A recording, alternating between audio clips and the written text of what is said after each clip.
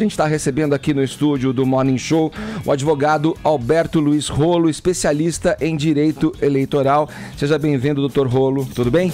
Bom dia, Edgar. Bom dia, ouvintes. É um prazer participar do programa com uma bancada tão seleta que eu ouço. Quando eu estou saindo da faculdade, Edgar, eu entro no carro e ligo o rádio, então eu ouço, eu não vejo. Agora eu estou identificando os rostos. Né? Obrigado pela presença aqui. Eu tenho certeza que isso vai nos ajudar a entender esse cenário tão difuso, né? Diante da perspectiva complexa, da perspectiva jurídica, que é complexa, e também da reação, né? Dos que acharam que foi uma injustiça a condenação, porque essa reação também torna mais nebulosa essa imagem que a gente tem. Então vamos lá, a gente vai abusar do didatismo do senhor aqui para entender essa situação. Vamos lá, eu começo perguntando o seguinte: de quais recursos a defesa do Lula pode lançar mão nesse momento, já que temos o ex-presidente condenado, efetivamente condenado, e o que esses recursos podem mudar em favor do petista? Então, Edgar, é importante lembrar que a gente está falando de duas instâncias, esferas diferentes da justiça, Sim. né? O processo criminal, que foi julgado ontem em segunda instância, e aí depois os reflexos e as consequências no direito eleitoral. Então, um passo importante foi dado ontem, que foi a manutenção da sentença, inclusive com acréscimo de pena, né? O que significa que os três embargadores entenderam que a sentença também não estava 100% correta, porque eles corrigiram a sentença e aumentaram a pena. Então, um passo importante, do ponto de vista jurídico, foi dado ontem. Então, nós já temos respostas. Ontem de manhã, a Jovem Pan fez uma cobertura sensacional, histórica. Eu participei de um pedaço da cobertura ontem. Então, mostrou isso, né, para o ouvinte, para o cidadão, para o eleitor. Esse passo foi dado ontem. Então, a gente já tem essa resposta. O julgamento foi 3-0, mantendo a condenação do réu Lula, do ex-presidente Lula. A partir de agora, como o Caio falou, eu estou ouvindo o programa desde o início, são 2 dias de prazo para embargos de declaração, se for o caso. Eu acho que a defesa ontem falou que vai fazer isso, a partir da publicação do acórdão. Isso também é importante. Não é a partir de ontem e hoje o primeiro dia, até porque lá não é feriado. A partir da publicação do acórdão, e o Caio falou isso também. Então são 2 dias para embargos de declaração. Agora é importante, do ponto de vista jurídico, dizer que embargos de declaração não vai mudar o resultado. Sim. Não vai dizer que aquele que é culpado, votação 3-0, agora é inocente. Não, é a mesma turma, a mesma 8ª turma, os mesmos 3 embargadores. Embargos de declaração servem, como diz a lei, para corrigir alguma omissão, alguma contradição, algum erro. Às vezes, num voto, um dos votos lá tem 430 páginas. Não é impossível, em 430 páginas, de repente, alguma imprecisão. Fala, olha, na folhas tais tem tal documento, aí você vai olhar lá e não está aquele documento, quer dizer, é um erro. Quer dizer, então, para corrigir uma omissão, alguma contradição, algum erro bem pequeno, bem pontual, que não vai alterar o resultado do julgamento. Não muda a sentença, na verdade. Não muda a condenação. A condenação só mudaria no caso de um placar de 2-1, onde os embargos seriam embargos infringentes, é isso? Exatamente. Onde poderia ser alterada a sentença. Isso, porque aí você traria outros julgadores para Como não participar. É o caso, não aconteceu, então embargos de não declaração. se muda a sentença. Uma vez julgados os embargos de declaração, e o histórico do TRF4 é de celeridade, quer dizer, então eu diria que 30, 40 dias dá para julgar esses embargos de declaração. Uma vez julgados os embargos de declaração, aí publicado esse segundo acórdão, outros recursos possíveis, recurso especial e recurso extraordinário. Recurso especial para o STJ, recurso extraordinário para o STF. Mas isso a gente está falando sempre no âmbito, na esfera criminal. Tem o Ministério Público Federal, tem os advogados de defesa, e eles vão tomar essas providências. Agora a gente precisa entender o reflexo disso no campo eleitoral.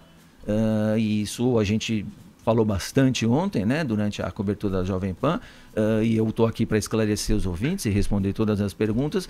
Os reflexos são bastante objetivos. A lei da ficha limpa, aliás, é uma curiosidade que eu tenho repetido sempre, a lei da ficha limpa foi aprovada por quase unanimidade no Congresso, o que significam, na Câmara, deputados, inclusive, que apoiam o ex-presidente Lula, e lá no Senado, senadores que apoiam o ex-presidente Lula. Então, eles votaram aprovando a lei da ficha limpa. Agora, a curiosidade maior é que quem sancionou a lei da ficha limpa, está escrito lá, 4 de junho de 2010, assinado, presidente da República. Quem era o presidente da República? O Lula.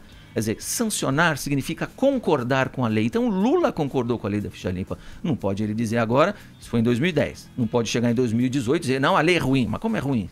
Se ela fosse reconhecida, não devia ter sancionado, devia ter questionado lá atrás, né? E tem um despropósito até que eu ouço e vejo aí pelas mídias sociais de partidos ligados à esquerda que discutem o cancelamento dessa, ou a alteração dessa ficha limpa. Agora, né? Houve o questionamento, sob o ponto de vista constitucional, lá no STF, isso aconteceu de fato, só que o STF entendeu, até a votação não foi unânime, mas o STF entendeu que a lei é constitucional, então ela tem que ser aplicada. Agora, o que diz a lei da ficha limpa especificamente do Lula? E aí eu paro de falar.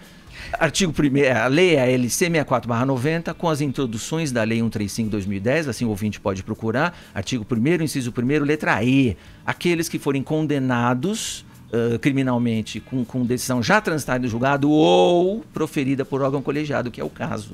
Então é por isso que eu me permito dizer que a partir da decisão de ontem, hoje o Lula está inelegível. Agora, estar inelegível é diferente de ser candidato, de querer ser candidato. E é essa pequena confusão que a gente tem que esclarecer aqui. Porque ontem me perguntaram, o Lula está mentindo? Não, o Lula não está mentindo. Ele pode dizer que é candidato hoje, ontem disse, hoje, amanhã, semana que vem, pode dizer. Quando ele não é mais candidato? Quando a Justiça Eleitoral, que vai fazer isso lá na frente em agosto, depois que ele fizer o registro. Ele pede o registro e a Justiça Eleitoral julga. Defere ou indefere. Nesse caso, mantido o quadro, vai indeferir, né? Então, aí, quando o registro for indeferido, aí a gente pode dizer, o Lula não é mais candidato. Mas isso vai acontecer no futuro. Doutor, os 3 embargadores brandiram uma súmula 122 estabelecida pelo próprio colegiado ali, dizendo que a prisão poderia ser executada. Uma súmula ali do TRF4, a prisão poderia ser executada após uma decisão colegiada. O senhor acha que os 3 anunciaram essa súmula 122 para dar um recadinho de que o Lula pode ser preso a qualquer momento? Não a qualquer momento, porque ao dizer que eles vão aplicar essa súmula 122, que é do TRF4, com base na jurisprudência do STF que autoriza a prisão a partir da condenação em segunda instância, mas eles também deixaram claro que é depois do esgotamento dos recursos lá no TRF4. Então, como a gente falou, o Edgar perguntou, ainda tem embargos de declaração. Então, por isso é que dá para dizer que o Lula não foi preso ontem e não vai ser preso hoje. Mas depois que julgar os embargos, eu não tenho dúvida que o TRF4 já autorizou a prisão. O que significa que a defesa tem que correr atrás de alguma outra medida, mas aí é no âmbito criminal da prisão. Não estamos falando da candidatura da eleição. E como seria, enquanto defensor, tentar evitar que o Lula seja preso face à aplicação quase que imediata dessa súmula? O caminho jurídico mais correto seria habeas corpus, né? Aí o argumento seria que, apesar do STF ter autorizado a prisão na segunda instância, este entendimento está em vias de ser mudado, está prestes a ser mudado, porque alguns ministros que votaram lá atrás em favor da prisão já disseram que vão rever o posicionamento. Esse é um argumento. E aí o argumento é que o TRF4 então não estaria agindo corretamente, mesmo com essa súmula lá que eles têm no Rio Grande do Sul, ou no TRF4, que é regional, não estaria agindo corretamente, estaria lesando a liberdade de ir e vir do Lula, fazendo essa prisão de forma antecipada. E, doutor, então um HC preventivo feito pela defesa do Lula seria pedido ao STJ? O STJ, o STF, eu acho até que dá para fazer direto no STF, porque é matéria constitucional, liberdade, né? Só pontuar uma coisa antes de passar para o Caio, que está aqui, que é todo mundo já na botija para falar e fazer perguntas para o doutor Alberto Rolo, que está aqui com a gente. Isso que o senhor está dizendo, então, explica para o nosso ouvinte o porquê que muitas vezes a gente não entende que o sujeito vai preso, põe o político na cadeia, tá preso, aí sai depois de 3 dias, ele sai e continua sob observação, o trâmite jurídico vai se desenrolando, aí ele volta para a prisão ou não volta de acordo com esse, digamos, embate, né, jurídico que se faz entre defesa e acusação e dentro da justiça. Isso é elucidativo para a gente entender por que às vezes o sujeito vai preso, sai depois de um dia e volta para a cadeia depois de uma semana ou não, de acordo com a decisão. É isso mesmo, Edgar. Eu costumo falar lá para os meus alunos, a torcida é válida, eu acho que a torcida faz parte da democracia. Quem gosta do Lula, torce em favor do Lula, quem não gosta, torce para ele ser preso. A torcida, e a palavra é essa, torcida, é válida, eu acho que faz parte da democracia. Agora, todos nós cidadãos, os ouvintes, todos nós, temos que defender a aplicação da lei, a aplicação da Constituição. Um dos desembargadores, inclusive, falou, tem um livrinho que a gente tem que conhecer, que é a Constituição. E a Constituição e a lei tem que valer para todos. Então, o que eu costumo dizer, vamos nos colocar no lugar de alguém que foi condenado, talvez injustamente, você, eu, quem está aqui, o ouvinte, a gente vai querer esgotar todos os recursos, a gente vai querer ter advogado trabalhando na nossa defesa e a gente vai querer que a justiça seja feita. A justiça seja feita de forma correta. Fala, Caio. A gente viu muito os desembargadores ontem falando em há provas suficientes, há provas mais do que razoáveis para a gente entender que o Lula ele sabia de todo o esquema, mas as provas em si, eu gostaria que o senhor falasse como ainda um especialista no assunto, ontem acompanhando até inclusive grande parte do julgamento aqui no nosso estúdio da Jovem Pan. O que chamou a atenção para o senhor? A gente viu provas testemunhais, zelador do prédio, hoje inclusive Cláudio Tonelli conseguiu uma entrevista com esse zelador. A gente viu provas também de documentação que mostrava uma possível proximidade com o ex-presidente Lula na questão de escritura e tudo mais, embora não tivesse no nome dele, por estratégia. Que provas cabais que foram apresentadas ontem que o senhor viu e falou, olha, realmente os desembargadores agiram dentro do que tinha que ser agido mesmo. O que era prova? Porque a gente ouviu muito falarem, não tem prova, não tem prova. Tinha prova. Eu entendi, Caio, eu não ouvi as horas e horas de julgamento, mas eu entendi da parte dos votos que eu ouvi, que houve um convencimento claro dos julgadores com a existência de prova e aquilo que você falou, a própria delação, mas um ponto que me chamou a atenção, e esse é o embate da defesa, esse embate jurídico ainda vai continuar nos recursos para os tribunais superiores, não adianta pretender, e os embaixadores deixaram isso claro, a escritura tem que estar no nome do Lula para provar. Não, peraí, isso é querer que eu tenha, se eu vou acusar alguém de roubo, vou acusar alguém de furto, que eu tenha a imagem da pessoa colocando a mão na minha carteira. Quer dizer, se eu não tenho imagem da pessoa colocando a mão na minha carteira, mas a carteira está comigo e depois ela aparece na mão de outra pessoa que não devia estar, então eu tenho como provar que houve um furto, que houve um roubo. É mais ou menos a mesma coisa. Então não adianta ficar exigindo, a escritura não está no meu nome. Mas peraí, há outros elementos que formaram a convicção. E inclusive um ponto importante que foi falado no julgamento ontem é que talvez, para os julgadores, talvez importe menos se ele usou ou não usou o imóvel, mas houve um pedido, houve um acordo, houve algum tipo de negociação de que aquele imóvel seria dele. Não foi de direito, porque a escritura não foi passada, mas houve tratativas, houve negociações. E outra coisa, também a defesa está se batendo e vai continuar se batendo. Vamos ver o que vai acontecer. Não era um apartamento em troca de um favor específico, era uma conta corrente. É uma conta corrente de várias vantagens, muitos milhões de reais. O apartamento era um pagamento, era uma parte do pagamento. E isso ficou muito claro nos votos ontem. Eu vou pedir, Marcela, só vou pedir licença para você e para o doutor Alberto. Aqui a gente vai falar com a nossa especialista, comentarista de economia aqui da Jovem Pan, a Denise Campos de Toledo, está na linha com a gente para dizer como é que foi a reação da economia e do mercado financeiro à condenação do ex-presidente Lula em segunda instância. Né? Denise, vamos lá. A gente ouve sempre aquela dobradinha histórica e parece que dessa vez não foi diferente, dobradinha eufórica, na verdade, que a bolsa subiu, né, após a condenação e o dólar caiu. É isso mesmo? Bom dia. Bom dia, pessoal. Foi exatamente isso. E a gente conseguiu perceber passo a passo durante o julgamento a movimentação do mercado financeiro e essa reação que você falou, porque o mercado já começou com a bolsa em alta, o dólar em queda, e a cada voto contra o ex-presidente Lula, o movimento foi se intensificando e a reação final mais forte foi exatamente no terceiro voto.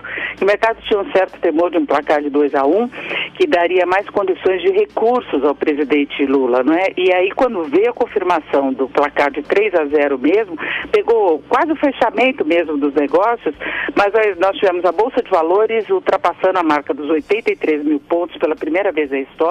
Essa pontuação é do índice Bovespa, que ele representa aí as ações mais negociadas em Bolsa. Então, isso é o movimento médio do mercado.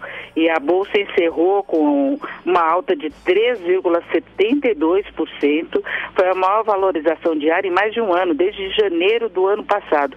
E o dólar registrou queda de 2,43%, a cotação de venda do comercial em R$ 3,16. E nesse movimento de Bolsa de Valores, o destaque ficou com as estatais. Então tem muito a ver com a fala que o ex-presidente Lula tinha assumido aí nos últimos tempos. O mercado até teve aquela fase de lua de mel com ele, quando o governo, na época do governo Lula, em que a economia cresceu muito, conseguiu fazer frente à crise internacional, o Brasil ganhou o investment grade, e o governo naquela época, o governo Lula, assumiu uma postura muito compatível com as expectativas do mercado financeiro em relação à gestão da economia. Era aquela economia de mercado. Aí nos últimos tempos ele assumiu um discurso contra o mercado, falando em desfazer muita coisa que o governo Temer está fazendo, em ser contra a privatização, criticou inclusive o acordo da Petrobras recente com os investidores estrangeiros, acordo que foi necessário para repor perdas provocadas exatamente pela gestão da ex-presidente Dilma, de toda a roubalheira que tomou conta da Petrobras. Então esse discurso vinha assustando ainda mais o mercado financeiro. Então, com a possibilidade de Lula ficar fora do páreo, se tem a ideia de que talvez possa assumir um novo presidente mais responsável no que se refere ao ajuste das contas, a diminuição do tamanho do Estado.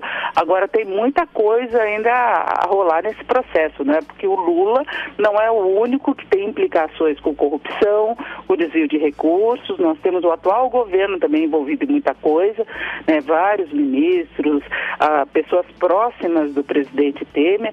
Então, nós temos todo um processo. Foi talvez um primeiro passo muito importante e trouxe o principal alívio. Lembrando que a presença de Lula pode levar ao fortalecimento do oposto, né, da extrema-direita, que também assusta um pouco, né? Sim. Tá bom, Denise, obrigado pelas suas informações. Bom trabalho. Bom dia para vocês. Bom dia. Vamos lá, Marcela, é com você. Seguinte, doutor Rolo, ainda no âmbito eleitoral, Lula pode fazer a candidatura da chapa no Tribunal Eleitoral e isso vai rolar um julgamento, enfim, até ser definida ou não a candidatura. É possível que ele chegue a ser um candidato e que na urna a gente tenha a opção de votar no Lula? Sim, é possível, Marcela. Vamos falar do calendário eleitoral? O calendário eleitoral, então, a lei eleitoral diz que o pedido de registro... Vamos falar só do presidente, não precisa falar dos outros. O pedido de registro tem que chegar no TSE, e é o TSE que é competente para julgar registro de presidente, não outros tribunais, até o dia 15 de agosto, 19 horas. Por que 19 horas? Porque é feito pela internet, então vai estar lá registrado o horário. Então, 15 de agosto, 19 horas, todos, o Lula e todos os outros. A partir daí, então, o TSE vai examinar as condições de elegibilidade que estão lá naquele livrinho, Edgar, na Constituição, e as situações de inelegibilidade. Essas situações de inelegibilidade estão previstas também na Constituição, então tem natureza constitucional, mas na lei da ficha limpa, que é exatamente a hipótese do Lula. Então, quando o TSE verificar que o Lula está inserido lá, artigo 1º, inciso 1, letra E, condenação criminal, por órgão colegiado, vai aplicar a lei da ficha limpa, vai dizer o seu registro está indeferido. Ponto. Cabe recurso dessa decisão. Cabe recurso para o STF. E aí a lei eleitoral diz, enquanto não esgotarem todos os recursos, ele é candidato. Então pode acontecer, chegar no dia 7 de outubro, ele estar com o registro indeferido no TSE, mas pendente recurso no STF, então a foto dele vai estar lá, o número dele vai estar lá. Agora, uma circunstância especial. Neste caso, diz a lei que os votos dele, a validade dos votos, ficam condicionadas a ele ganhar esse recurso. O que significa que, dependendo do tempo que demorar, na hora que for ser feita a apuração, vai aparecer votos 0 para ele. A gente não vai saber quantos votos ele fez. Quer dizer, a gente, o eleitor, o cidadão. Porque é lógico que essa informação está lá nos arquivos da urna eletrônica da Justiça Eleitoral. A gente chama isso de teoria dos votos engavetados. É bonito, né? Os votos ficam na gaveta. Se ele ganhar o recurso, aí abre a gaveta e tira os votos para saber quem ganhou e quem perdeu. Fala, Vini. Doutor, é o seguinte, Lula está indo para a Etiópia. E aí tem muita gente incomodada com isso, dizendo que ele não volta, que ele vai ficar por lá, que ele vai para outro país. Próxima pergunta. Né, que ele vai fazer uma campanha de perseguido político. Como que fica essa questão do passaporte? Com essa condenação, pode-se confiscar o passaporte do ex-presidente? O Ministério Público Federal poderia até requerer isso, não sei se foi feito, é possível requerer, mas a informação que a gente tem é que isso não aconteceu e não houve decisão judicial nesse sentido. Então, se não houve decisão, se o passaporte dele não está retido, se não houve ordem para ele devolver o passaporte, ele está livre para ir para onde ele quiser. Eu conheço alguns países da África, não conheço a Etiópia, não sei se seria o melhor país para ele pedir asilo político. Me perguntaram isso ontem. Ele pode pedir asilo político? Até pode. Não sei se seria o melhor lugar. Talvez Cuba ou tudo mais. Mas ele é contra essa retórica dele, né? Ele assumiria uma culpa, na verdade, fazendo isso. Eu não seria imagino. Um fugitivo da justiça. Isso, Edgar, eu não imagino essa hipótese para alguém que já foi presidente da República e quer ser de novo. Essa pecha de fugitivo da justiça ia ficar muito feia. Ah, mas eu sou vítima, no Brasil não tem justiça. Isso me lembra alguma coisa ali perto da Venezuela, né? O Brasil não tem justiça, então eu vou fugir porque lá no Brasil não se faz justiça, eu sou vítima. Eu acho que isso é muito feio para alguém que quer ser presidente de novo. Pegando esse argumento teu de que no Brasil não se faz justiça, eu achei um pouco estranho que os advogados do Lula... Não é meu, hein, Tonho? Não é meu. Ao contrário. Os advogados do Lula... levaram um conselheiro da rainha para ficar do lado deles, o Jeffrey Robertson, e que estava lá de cabelo branquinho o tempo todo com seu fone de ouvido, com o tradutor. Para mim me soou tão deselegante, parecia que trouxeram um advogado inglês para testemunhar para o mundo afora de que Lula estava sendo justiciado. Como é que o senhor acha que foi a visão? Eu nunca vi, eu já fui um monte de julgamento, eu nunca vi trazer um gringo para acompanhar com olhos de águia aquilo. Eu achei que foi uma politização, não sei o que o senhor achou, doutor. Tonho, eu vi essa notícia ontem na Jovem Pan. Com certeza não. Primeiro deixa eu falar, eu acredito na justiça sim, o argumento é lá da defesa do Lula, que é injustiçado, né?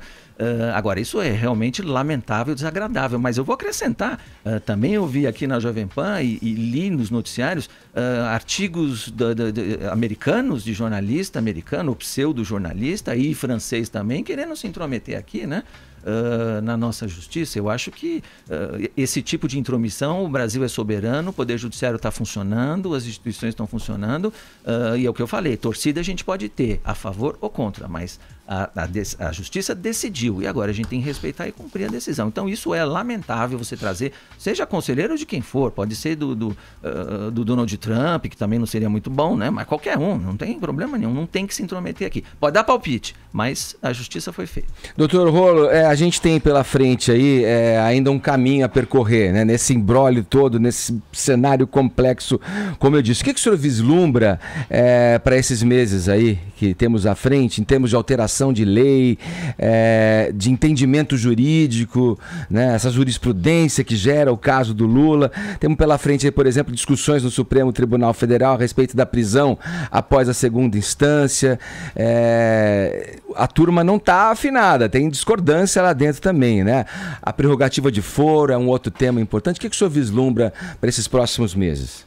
No âmbito criminal, Edgar, é lógico que a discussão vai ser ampla e vai ser longa. Pode começar por esse primeiro passo, que é saber se a prisão pode ser executada ou não. Decidida ela foi ontem, né, Caio? Por 3-0 a prisão já está decidida. Agora, se ela vai ser executada ou não, dá para discutir até no STF, porque está ou já foi sinalizada uma mudança de entendimento. Agora, voltando para Marcela, falando do calendário eleitoral. A lei eleitoral também, Marcela, prevê, e é uma hipótese expressa, o pedido daquilo que a lei fala, né, de efeito suspensivo. Quer dizer, suspender a aplicação do acórdão. Aí vai valer para a prisão, se conseguir esse efeito suspensivo, e vai valer para o eleitoral também, que é o meu foco principal aqui. Então, se conseguir o efeito suspensivo, aí não está valendo nem para a prisão e não está valendo para a aplicação da inelegibilidade. Então, também pode acontecer, Marcelo. De ontem, ou de hoje, ou da publicação do acórdão até o dia 15 de agosto, ele pode conseguir um efeito suspensivo. O que a lei fala? Quem é que pode conceder esse efeito suspensivo? Está na lei. O tribunal competente para examinar o recurso. Então, é aquele tribunal competente para examinar o recurso que pode dar ou não efeito suspensivo. Agora, efeito suspensivo também me perguntaram ontem. Pode ser dado por um só ministro? Pode. Agora, eu fico pensando, porque aí a gente vai, né, dessas possibilidades. Sentença de primeira instância, acórdão de 3 embargadores do TF4. Eu fico pensando, um ministro, ou do STJ ou do STF, dizer que tudo isso é temerário, dizer que tudo isso pode ser uma injustiça para um Lula, com o Lula, então eu vou dar efeito suspensivo. Eu acho difícil, como a gente viu, sentença fundamentada, votos fundamentados, eu acho difícil. É possível, Marcela, juridicamente ministro pode, doutor, dar um efeito suspensivo monocraticamente em cima de uma decisão colegiada? Pode. O ministro que for sorteado relator, quando o recurso subir para o tribunal lá em Brasília, monocraticamente ele pode. E é o mais rápido.